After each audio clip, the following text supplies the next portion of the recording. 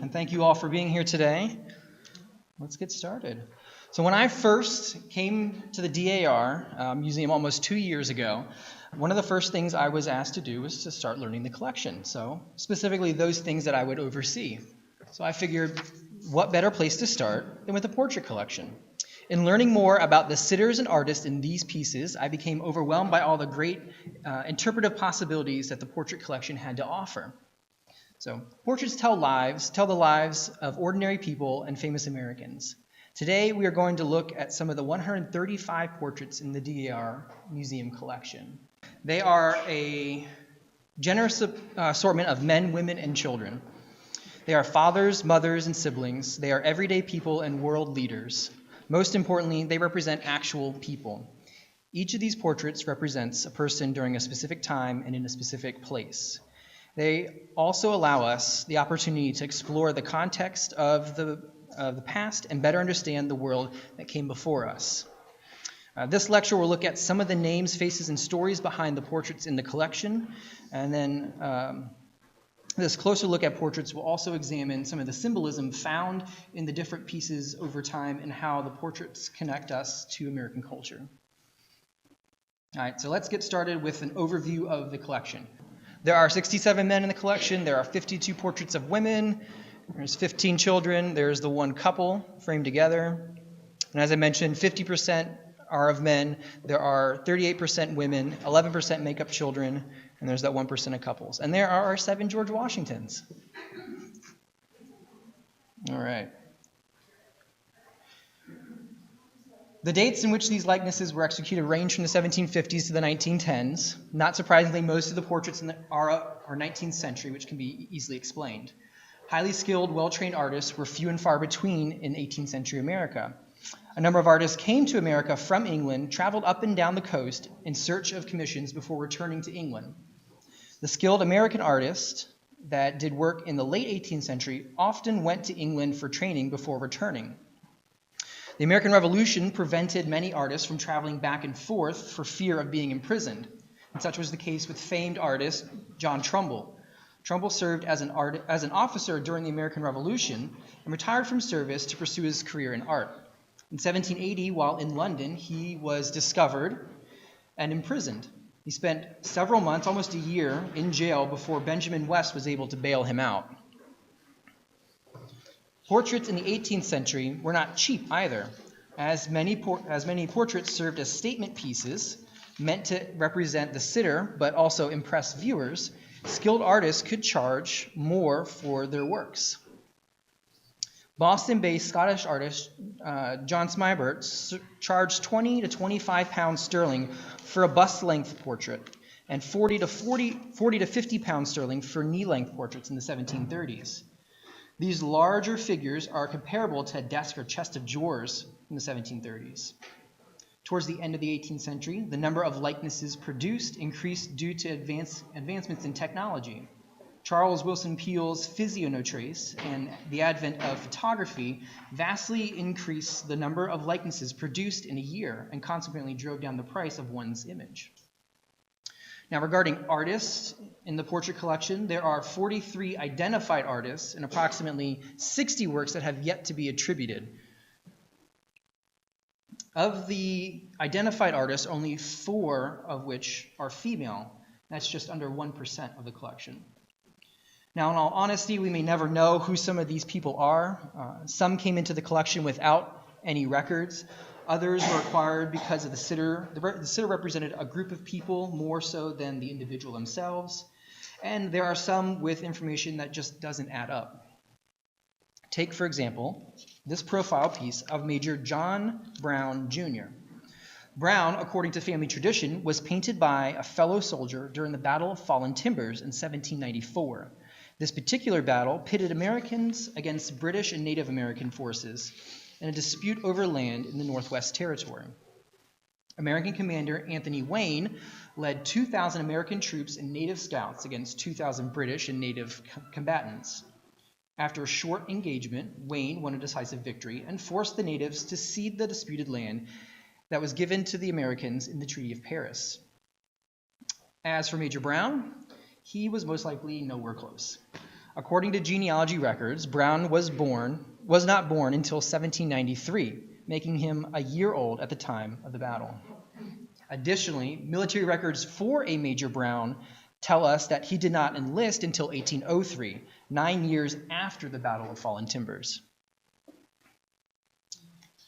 Some portraits, in fact, many, still leave us with more questions than answers. Take, for example, Mary Leslie Gamble. This portrait has been attributed to at least 4 different artists since it came into the collection in 1972. First, it was attributed to Gilbert Stuart, then to Thomas Sully, and then to Charles Willson Peale. Finally, it has been attributed to James Peale. This is Charles Willson Peale's brother. While the last attribution was made by a James Peale scholar, there is one aspect that does not fit the puzzle. The likeness is executed on paper and attached to canvas board. James Peale has not been documented as working with such materials. However, his older brother Charles has. In fact, Charles Willson Peale was experimenting with the use of paper on board during the time that this portrait was likely painted. Therefore, it would be more accurate to attribute this piece to the older Peale rather than the younger James. So what do these portraits tell us? These portraits are a snapshot of specific people in a specific place in a specific time, even if it's not explicitly laid out. When created and displayed, they served a purpose as prescribed by their owner. William Byrd II of Westover in Charles City County, this is Westover, in Charles City County, Virginia, used his large portrait collection and paintings to suggest to visitors how well connected he was to influential figures in England. His collection of family portraits, those of his wives and children, were done in the same manner as those of the English nobility, suggesting that Byrd was no mere colonial farmer. But as art historians and interpretive scholars Rosemary Quill and Pauline Eversman remind us, we must be careful to recognize that we do not see paintings as people in the 18th and 19th centuries saw them. We have the advantage of hindsight. For example, this circa 1755 portrait of Thomas Marshall by John Singleton Copley tells us nothing of Marshall's patriotic spirit during the American Revolution. Marshall was a tailor in Boston prior to the Revolution. This portrait was likely hung in his townhouse as a means of showing off the spoils of his successful business. His well-cut suit, draped background, and open book with a map of the American colonies suggest that he was living a comfortable life. However, it is not until after the American Revolution that this portrait takes on new meanings. Marshall commanded the 10th Massachusetts Regiment with his younger brother, Christopher, here, another one of our portraits, as one of his captains. Colonel Marshall led his troops to victory in 2 major battles, Saratoga in 1777 and Monmouth in 1778. Marshall retained command of this regiment from its formation in 1776 until 1781, 2 years before the regiment was disbanded. Colonel Marshall is now held in high regard, especially here at the DAR, for his service. So this is something that we didn't quite see before, or you may not have seen before in this 1775 portrait of Marshall. So knowing what we know now, this portrait takes on new meanings and new significance. Portraits like this connect us to key people, places, and events in history. It's a snapshot of that person, that time and place. And they can tell us more. We're going to look at Mary Lightfoot by John Wollaston now. This is a circa 1750s portrait of Mary Lightfoot, and it can teach us much about how young girls were viewed in the mid-18th century and the aspirations that parents had for their children. Here, Mary stands facing the viewer with her body turned slightly toward the doll that she interacts with using both hands. She wears a pink silk dress with lace around the collar and cuffs. The doll wears a similar dress. Wollaston utilizes a popular technique of the time period in which he frames the sitter within a masonry window. Like artists of the time period, Wollaston drew inspiration from print sources. Prints of influential Britons were also positioned in this manner. Artists, like many people during this time period, collected such prints, and Wollaston used them for inspiration. At roughly 8 years old, Mary is still an adolescent, although she's being viewed less and less as one, and we look a little bit closer at her portrait. At 8, she would be a few more years before Mary would begin learning how to participate in polite society, so as not to embarrass herself or her family. As was common in colonial Virginia, children of the gentry class often learned etiquette and how to dance and or play music from instructors who traveled the country estates. Such was the case with the Carter children at Nominee Hall when their tutor documented such lessons in his journal. These lessons could begin as early as age 10. Mary's posture suggests that she has likely been taught some basic etiquette by her mother at this point. She is also already carrying herself similarly to those in the aforementioned prints. Her attire tells us that she is no longer considered a child and has moved on to adolescence.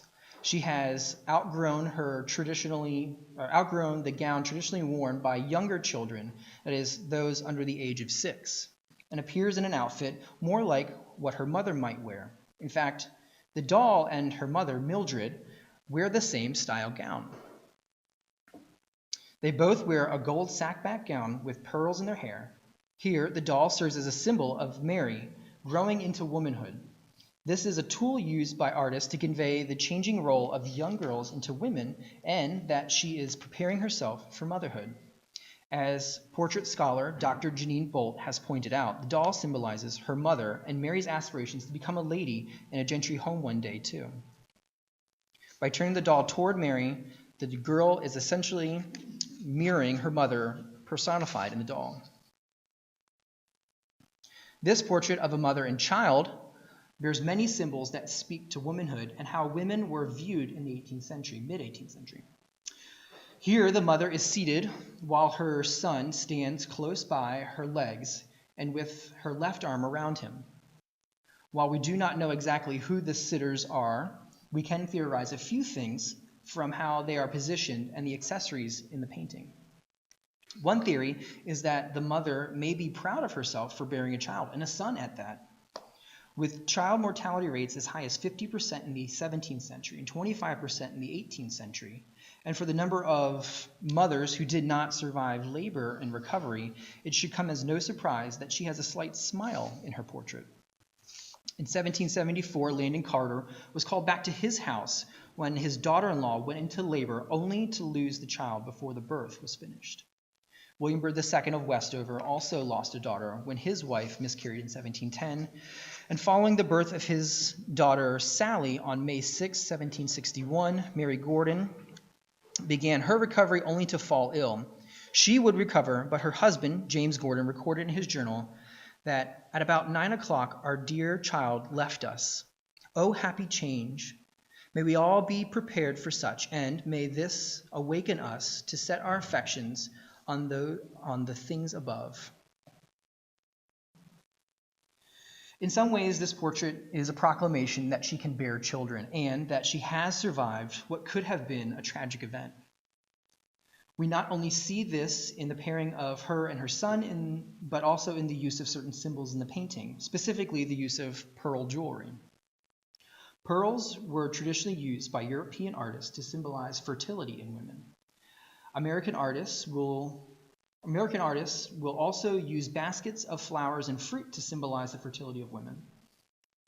Judging by the number of pearls in her hair and down the center of her gown, the sitter wants to convey that she is fertile and can bear children and is fulfilling what society views as an important role for a young woman. This portrait of Rebecca Barrett by Joseph Badger, speaks to life, death, and remembrance of children in colonial America. Executed by Joseph Badger about 1765, this painting depicts Rebecca standing outdoors with a bird perched on her finger. The somber expression on her face does not give the impression that she is particularly cheerful, but rather sad. This could be because she passed away on April 5th, 1765, around the time this painting was completed. If viewed knowing that Rebecca died at the age of 8, this portrait carries a new meaning. This piece could have served as means for Rebecca's parents to remember their daughter. Rebecca was one of 11 children born to Deacon Samuel Barrett and his wife, Mary. And there is also another portrait, a mourning portrait we have in the collection, a piece from the 19th century, bust-length portrait with a young child surrounded by black clouds. All right. Now we have Humphrey Courtney by James Peale. When it comes to economy and trade, these portraits of 3 members of the Courtney family by James Earl tell us a lot about the importance of business connections in post-Revolutionary War Charleston, South Carolina. During the war, James and his wife Elizabeth remained loyal to King George III. Fearing the worst, they left their home in Boston and moved to Nova Scotia until 1789. Presumably, they no longer had the strong business connections they once did in Boston, a town so strongly affected by the war. So after the war, they sought to establish themselves in Charleston. Here we are. These are the Courtneys. Throughout the war, Charleston was home to a larger percentage of loyalists than northern cities like Philadelphia, New York, and Boston. When given the opportunity to return to England with British troops, many Tory Charlestonians remained in their new United States because they knew that they would not be able to make the same business connections that they worked so hard to establish. Such was likely the case with Charleston merchant Humphrey Courtney. The older Courtneys probably met the younger Humphrey while getting to know other English supporters who remained in the States after the war. Impressed by Humphrey, James and Elizabeth's daughter, also named Elizabeth, married Humphrey. Here we have Charleston and Humphrey again. James Earl certainly benefited from his Tory connections and also found comfort in his new community. Humphrey commissioned him to paint portraits of him and his wife in 1796. It's likely that Humphrey persuaded his in-laws to have their portraits made by Earl too. As with any business, one's connection with the community was important to financial success. I should also note that there were 4 portraits of the Courtneys, Humphrey and his wife, and then his in-laws. His wife, Elizabeth, did not like her portrait, so she had it burned after she passed away, so we do not have that portrait anymore. All right.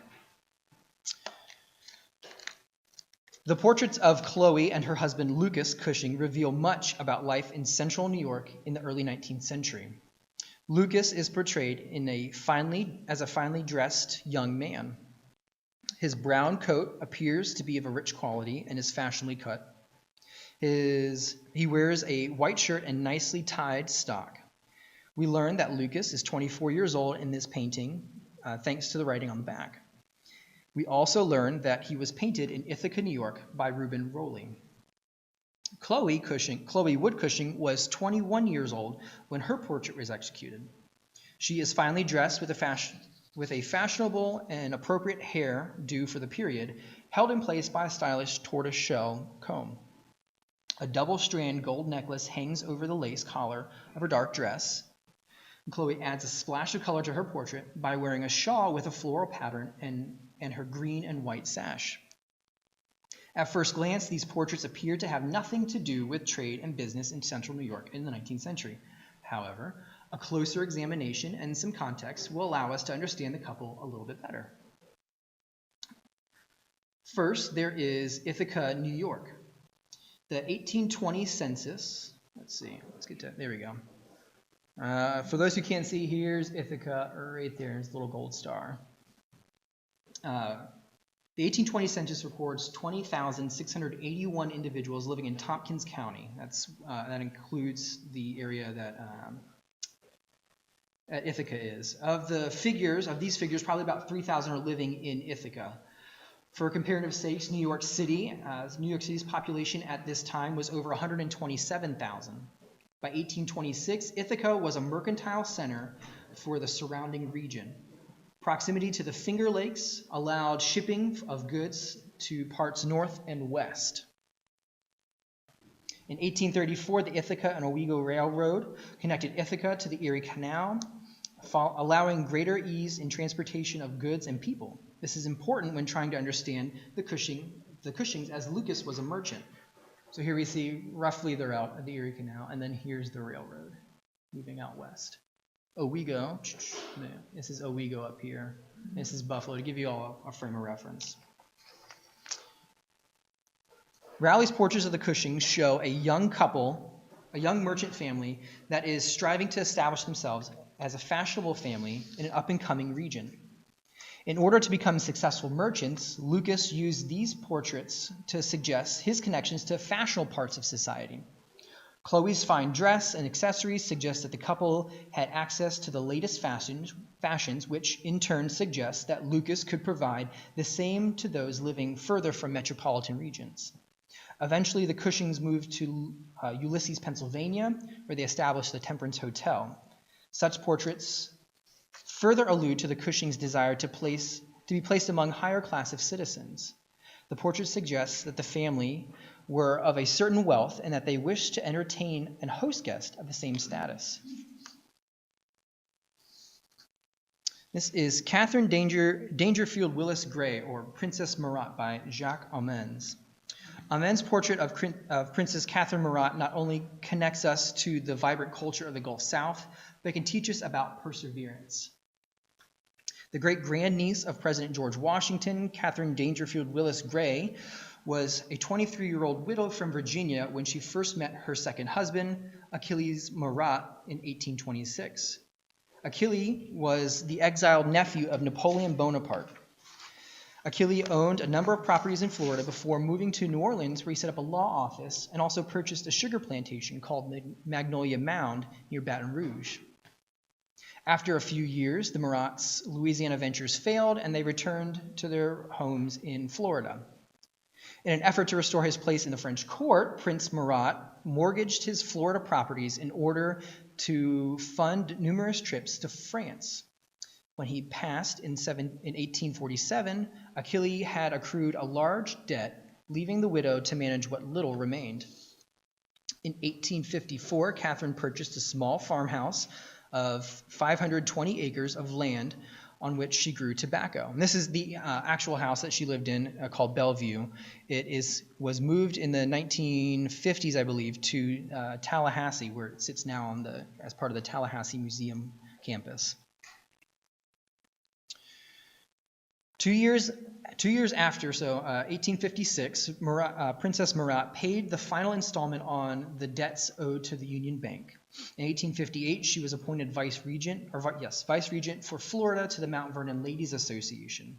By the time she passed away in 1869, she had restored some of her wealth and received recognition from the French government. Catherine, like many others, lost much of her wealth following the American Civil War.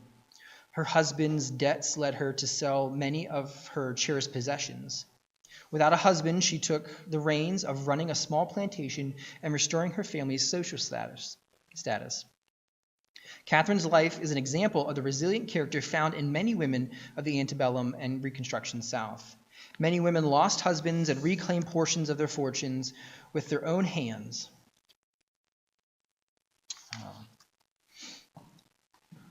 Here we have Minnie by William Smith Jewett. When William Smith Jewett left California to return to New York in 1869, he took very little with him. Along with his clothing and some small personal effects was this one portrait. A portrait of Minnie made the trip back to New York and remained with the Jewett family until it was donated to the DAR in 1985. So why did Jewett think it so important to note the inclusion of this portrait in his journal when he was packing for his return? Jewett went to California in 1849 as part of the gold rush. Hoping to make a fortune in land speculation, Jewett gave up an established career as an artist in New York City. With little success in his land and business ventures, Jewett accepted a number of commissions for portraits of prominent individuals in California. Such mixed success was probably the cause of his return to New York. While there, he met a respectable lady related to, quote, Mohawk people. Here, her name was Mary, but Jewett called her Minnie. According to a letter written by Jewett to his sister on September 18, 1858, his romantic pursuit is fraught with drama. His every effort to court Minnie was met with resistance by her brother, the only relative she had in San Francisco, and a yet-to-be-identified friend and business associate of her brother. The friend was attempting to court Minnie at the same time as Jewett and used the brother's financial dependence against the artist. He also spread false rumors, this friend, also spread false rumors and attacked Jewett's character in public. According to the same letter, it gets so bad that, quote, the affair is known all over the city and creates great talk. Jewett knows he is outmatched by the enemies, who number half a dozen, but they are strong and they are too strong to conquer and too slippery and knavish to get hold of. All there is left for us to do is submit to our fates, he concludes. Minnie declares she will never marry his rival, but Jewett knows there is no telling what she will be forced to do. So why did Jewett and his descendants keep this portrait? Because of love. Quote, I cannot tell you how dear we have been to each other and how many hours she has lain in my arms. Of Minnie, Jewett writes, her mind is very accomplished and her heart is as kind as an angel. Jewett's 1858 letter began by talking about his nieces and nephews and closes as follows. Minnie is the name of my sweetheart, and as it is the diminutive of Mary, I think it would be a good plan to name your youngest after Ebby's sister, and to let her go by the pretty name of Minnie.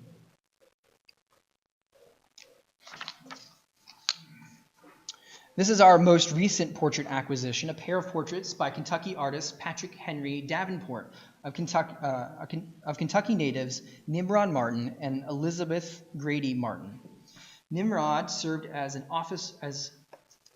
militia officer during the War of 1812 and settled in Woodford County after the war.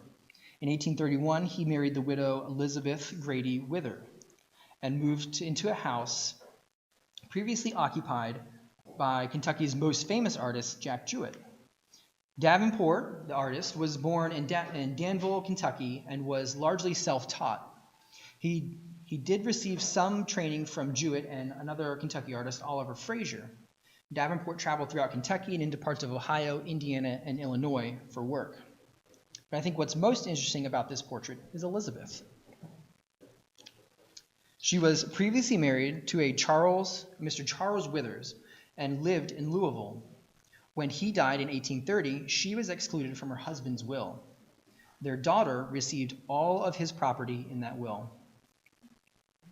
You would never be able to tell that she was left with nothing by the looks of this portrait.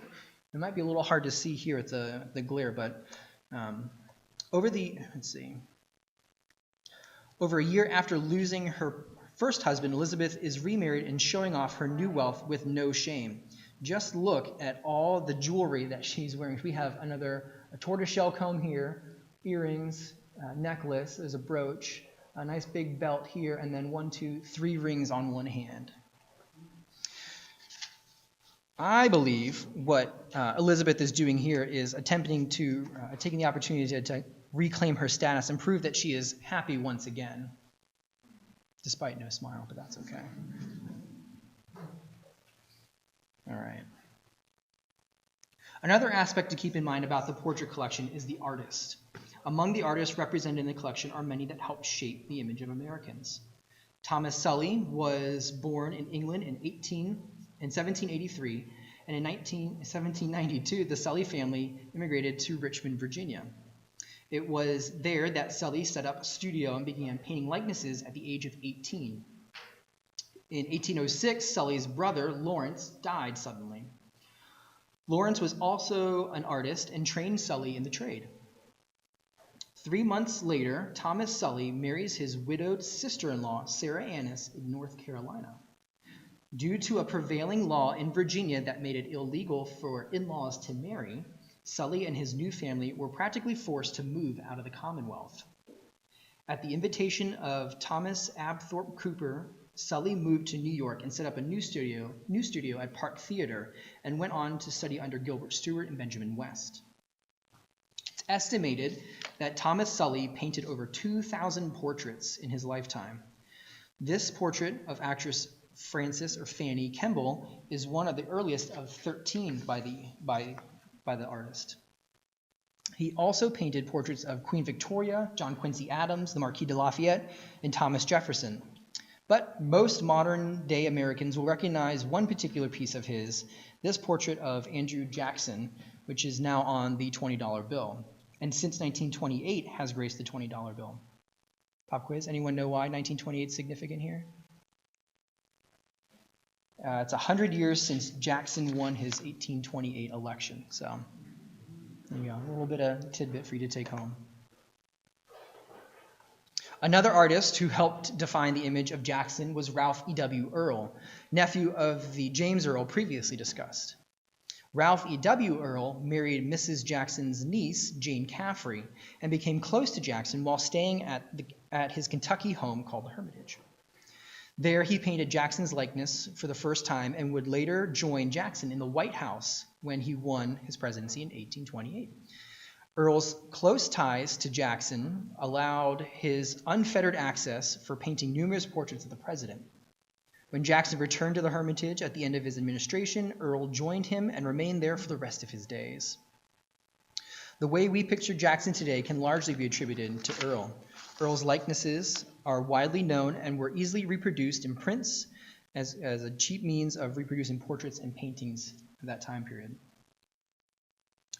And one can argue that the Peale family was the first family of American art. Countless images by Charles Wilson, James, Rembrandt, Raphael, Rubens, and Titian were among the noted family members who practiced art.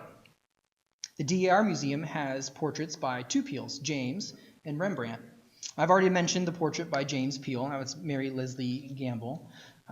The museum's Rembrandt Peale is probably the most recognizable piece. By the mid-19th century, Rembrandt Peale was the last living artist to paint George Washington from life. And this porthole portrait of the commander-in-chief is one of 75 done by the artist. Now, we've only scratched the surface on the portraits today, and there's much more to learn. And you can do that by going to the museum's website. The museum's entire portrait collection is now available to browse online. This past summer, one of our dedicated and thorough interns, Delia Titzel, went through the records for many of the portraits and updated catalog info and took better images. All of her hard work can now be viewed on the website. So all you need to do is go to www.dar.org/museum/collections, click on that Search the Collections icon, click Browse the Collection, enter portraits into that search field, and you'll get all the portraits in the DAR Museum Collection. And then by clicking on any one of those images or where it says portrait up there, you'll get detailed information about each portrait, where it was made, if we have all this information, who made it, the time period it was made, and a very detailed description of each portrait. Thank you.